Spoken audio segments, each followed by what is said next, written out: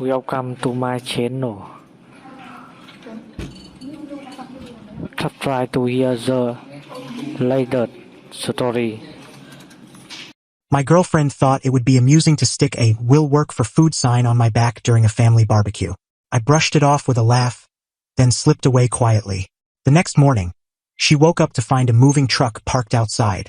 The past 6 months have been a deliberate unraveling and rebuilding of my life. I was let go from my role as a senior logistics manager, a position I held for 15 years. It was a well-paying job, but the company downsized, and my name was on the list. Rather than diving back into the corporate rat race, I chose to invest in myself. I used part of my severance to launch a logistics consulting business, operating out of a home office in my spare bedroom. The work is grueling, the hours are endless, and the income, for now, is a shadow of what I once earned. I knew it would be a challenging path, but I believed in my vision. My girlfriend of 4 years, Emily, didn't share my enthusiasm. She had grown accustomed to the lifestyle my previous salary afforded: fancy dinners, weekend getaways, and carefree spending. My new reality as an entrepreneur wasn't as luxurious. Her initial support turned into a subtle, growing resentment, expressed through snide remarks and backhanded jokes.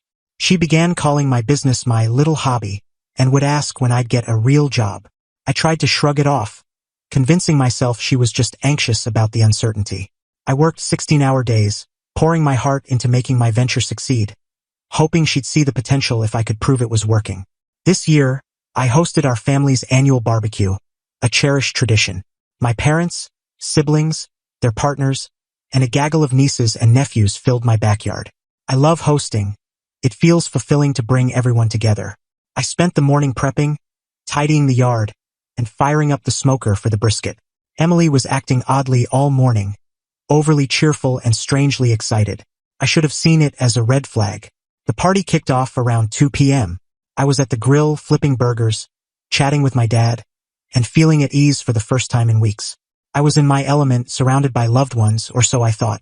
While I was focused on the food, Emily sneaked up behind me and taped something to my shirt. I assumed it was a harmless prank, maybe a kiss the chef sign. I heard her friends giggling, but I just grinned and kept cooking. For the next hour, I mingled, refilled drinks, and played with my nieces and nephews, oblivious to what was on my back. I noticed a few odd glances and whispers but dismissed them, thinking people were just happy to see me. Then came the moment that hit like a punch to the gut. My 7-year-old nephew, Max, tugged at my shorts, his face puzzled. "Uncle Jake, what does jobless mean?" he asked innocently. I froze. My brother, standing nearby, looked livid and tore the sign off my shirt. He handed it to me. It was a crude cardboard sign, designed to look like something a homeless person might carry. In bold marker, it read, "Will work for food. Jobless and desperate. Please help. My girlfriend pays for everything." My stomach dropped. This wasn't a prank. It was a cruel, deliberate attack on my character, my work ethic, and my current struggles, displayed in front of my entire family. Before I could process it, my sister approached, her face pale, holding her phone. "Jake, you need to see this." She showed me Emily's latest social media story. A photo of me at the grill, the sign prominently displayed. The caption read, "Getting the new man to work. Gotta earn his keep. Ugh. Jobless and loving it. Charity case." I looked across the yard and saw Emily laughing with her friends. She caught my gaze and gave a cheeky wink, as if we were in on the joke together. In that moment, 4 years of our relationship dissolved. All the love I thought I felt, all the excuses I'd made for her, turned to ash. But I didn't lash out. I didn't make a scene. That's what she wanted. A dramatic outburst to paint me as unhinged, validating her narrative. Instead, I forced a chuckle, looked at my family's concerned faces, and said, "Wow, Emily's got a wild sense of humor, doesn't she? A bit harsh for my taste, but oh well." I patted my brother's shoulder. "Thanks for the heads up, man." I carried on hosting for another hour, playing catch with my nephews, chatting with my mom about her flowers, acting like the perfect host. Emily seemed almost annoyed by my calm demeanor. Inside, though, a plan was taking shape, a quiet, resolute final plan. At around 6 p.m., I told my sister I had a splitting headache and needed to rest. I encouraged everyone to stay, enjoy the food, and use the pool.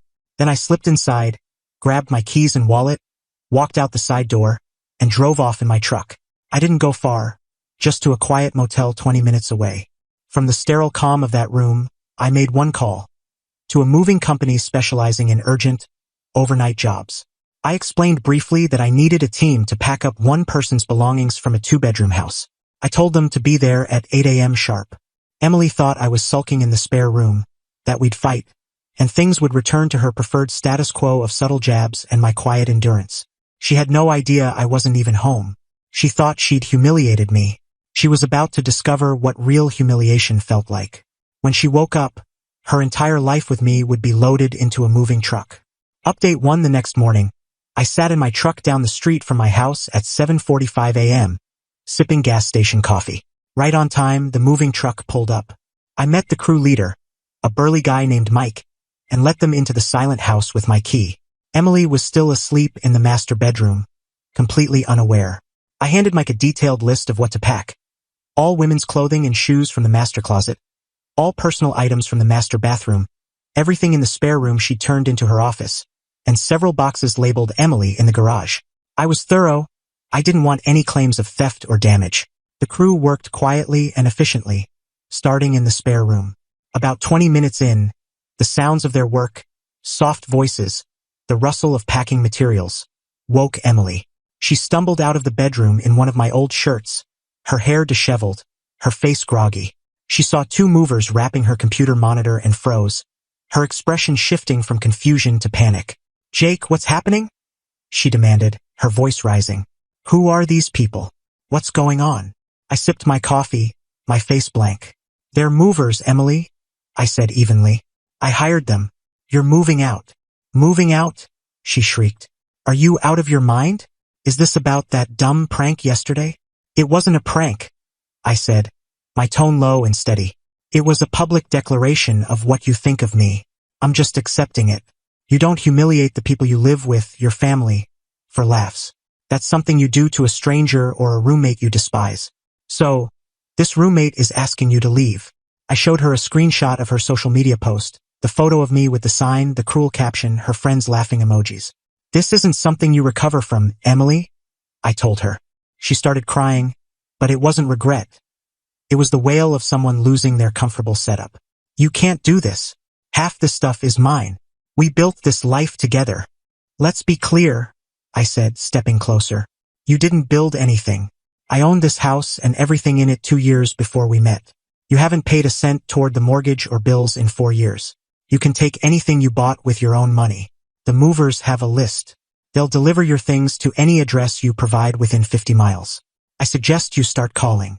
Her world was visibly collapsing. She stammered, grasping for arguments. "My car, the furniture, the TV. My car, my furniture, my TV," I corrected calmly. "I went to the bank this morning. Your name's off the joint account. The supplementary credit card you've been using is canceled. The financial arrangement you mocked yesterday is done." She collapsed onto the couch arm, sobbing into her hands, letting out a half-cry, half-scream. I felt nothing. No pity, no triumph, just a cold resolve. I'd given her every chance to show basic respect, and she'd responded by trying to make me a joke in front of my loved ones.